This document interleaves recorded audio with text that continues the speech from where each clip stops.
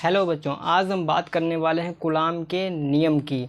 तो बहुत इम्पोर्टेंट है, तो वीडियो की लास्ट तक बने रहें। तो सबसे पहले कूलाम के नियम की हम बात करते हैं। बिना स्थिर बिंदु आवेशों के बीच लगने वाला आकर्षण या प्रतिकर्षण बल जो होता है, दोनों आवेशों के गुणनफल के समानुपाती तथा बीच की दूरी के व्युत्क्रमानुपाती होता है। इतनी बात उन्होंने बोली थी, बस यही हम क्या करते हैं, पढ़ते हैं। तो यहाँ पर हमें थ्योरी लिखना है कि जो इनके नियम कूलाम के नियम के अनुसार, यहाँ पर लिखेंगे कूलाम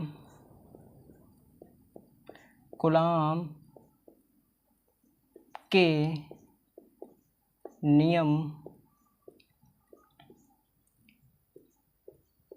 के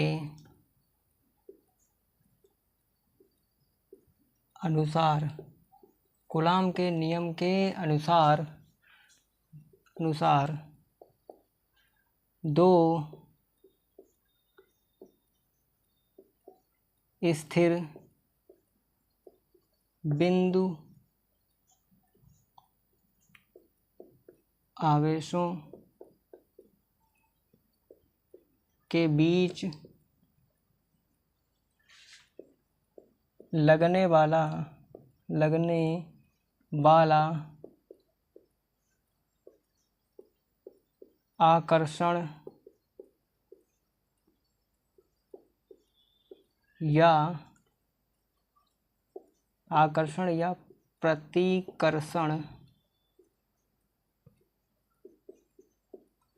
आकर्षण या प्रतिकर्षण बल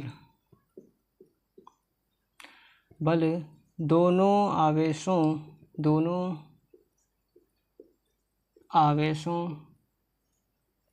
के बीच की दोनों आवेशों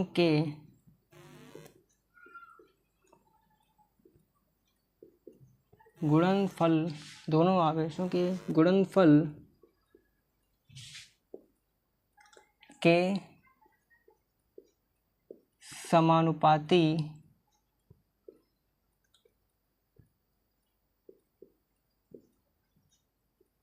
समानुपाती तथा बीच की दूरी के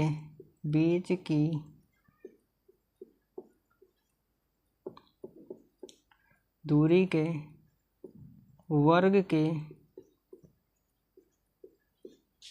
व्युत्क्रमानुपाती होता है।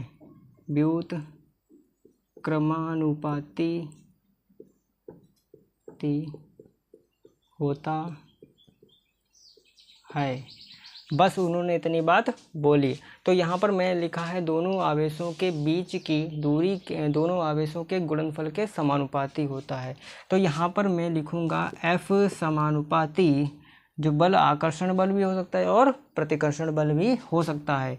ये जो है दोनों आवेशों के गुणनफल के, यानी Q1 Q2 दोनों आवेशों के गुणनफल के समानुपाती होता है। तो इसको मानेंगे समीकरण 1। तथा बीच की दूरी के वर्ग के व्युत्क्रमानुपाती होता है, यानी F जो है व्युत्क्रमानुपाती होता है 1/r²। यहाँ से मैं अगर चित्र बना लूँ इसका, अगर मैं चित्र बनाऊँ, यहाँ पर Q1 आवेश और यहाँ पर Q2 आवेश और बीच की दूरी जो है r ले लूँ, तो यहाँ पर इसके कारण बल और इसके कारण आकर्षण बल भी हो सकता है और प्रतिकर्षण बल भी हो सकता है। तो यहाँ से अगर इन दोनों समीकरणों को जोड़ दूँ, तो यानी समीकरण 2 और यहाँ से जोड़ दूँ समीकरण 1 व समीकरण 2 को जोड़ने पर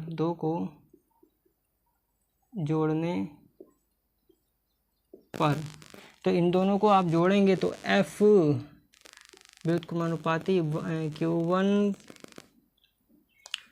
Q1 Q2 अपॉन r² आ जाएगा। अब यहाँ से जो समानुपाती का आप चिन्ह हटाओगे, तो यहाँ पर एक नियतांक लगेगा k, यहाँ पर k हो जाएगा Q1 Q2 अपॉन r²। जहाँ पर जो k है एक कूलाम नियतांक होता है, तो यहाँ पर लिखेंगे k जो है एक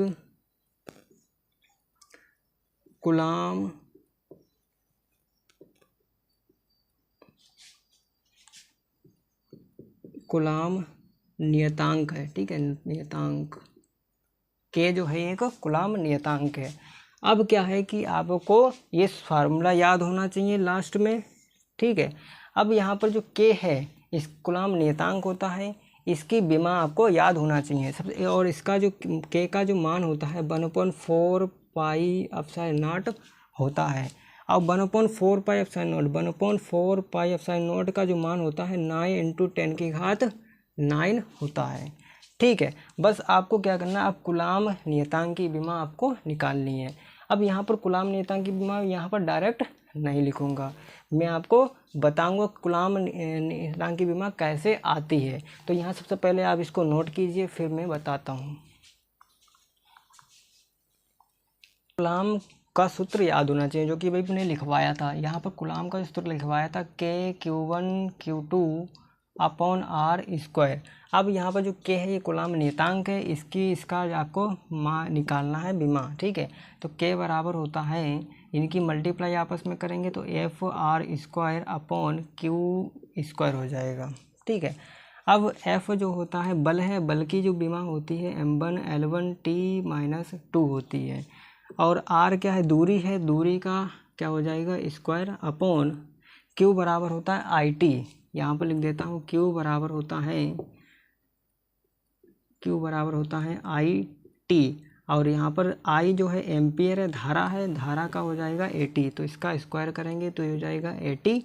और इसका जो ऊपर भेजेंगे आप तो m1L1, यहाँ पर आधार क्या L1 और L2 ये आधार समान है, घाते क्या हो जाएंगे, जुड़ जाएंगे, तो L2L3 हो जाएगा, ठीक है।